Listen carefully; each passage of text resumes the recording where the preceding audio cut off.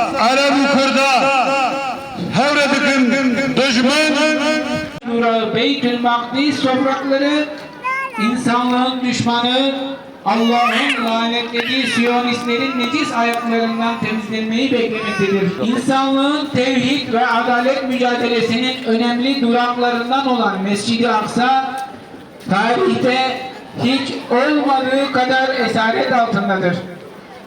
Melun Siyonist katiller uzun yıllardır dünya üzerinde kurdukları ve Aksa tufanı ile deşifre olan iktidarlarının merkezi olarak bu mukaddes beldeyi seçmişlerdir. Ümmetin dağınık halde olmasından, bitmek bilmeyen iç mücadelelerinden faydalanan Siyonist katiller, Mescid-i Aksa'da her türlü melaneti işlemeye devam etmektedir.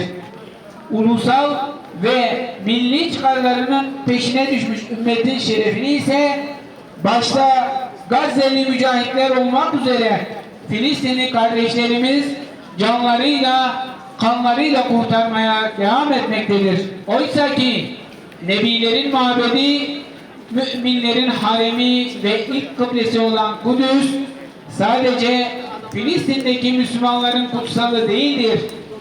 Ümmetin Mescid-i Haram ve Mescid-i Nebevi'ye gösterdikleri ihtiramın bir benzerini Mescid-i Aksa'ya da göstermeleri bir zorunluluktur. Ancak kavmi ve meşrebi ihtilaflar ümmetin ilk kıblesi için harcanması gereken enerjiyi kendi içindeki çatışmalarla bitirmesine neden olmaktadır. Siyonist katillerin desteklediği ve ateşe benzini taşıdıkları bu ihtilaflar gündemimizin ilk sırasında olması gerekirken Mescid-i Aksa'yı ümmetin gündeminden düşürmektedir. Oysa ki Efendimiz Hazreti Muhammed sallallahu aleyhi ve sellemin Miraç konağı bugün ümmetin izzetle bu davaya sahip çıkmasını beklemektedir.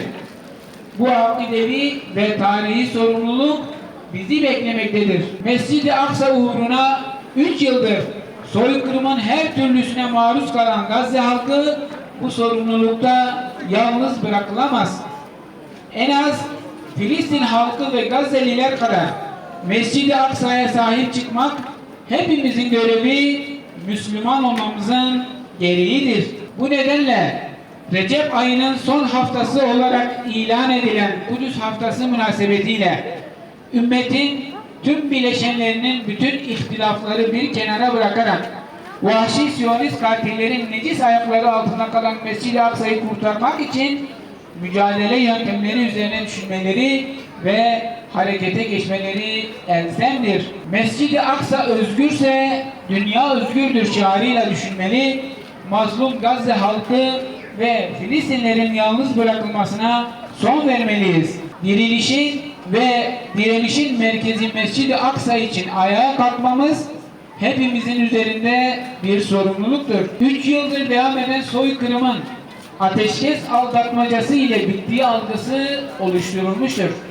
Kudüs haftası münasebetiyle bu aldatmacadan kurtulup tekrardan Kudüs'ün gündeme alınması ve Müslüman halkların ayağa kalkması gerekmektedir.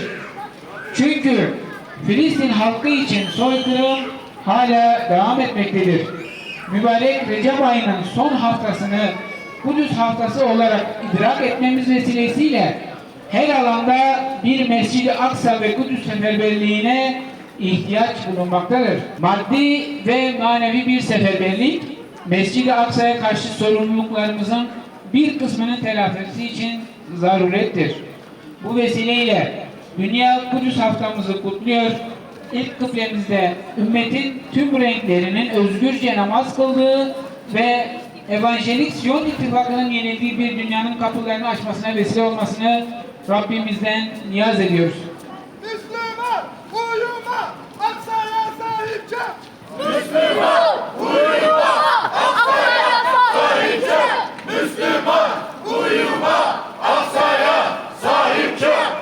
Müslüman uyuma, Aksa'ya sahip çık. Ya Rabbi, bu mübarek günde Habibini miraca yükseltip ikramlarda bulunduğun ve müjdelerle ümmetine geri gönderdiğin bu günde sana bütün günahlarımız için tövbe ediyor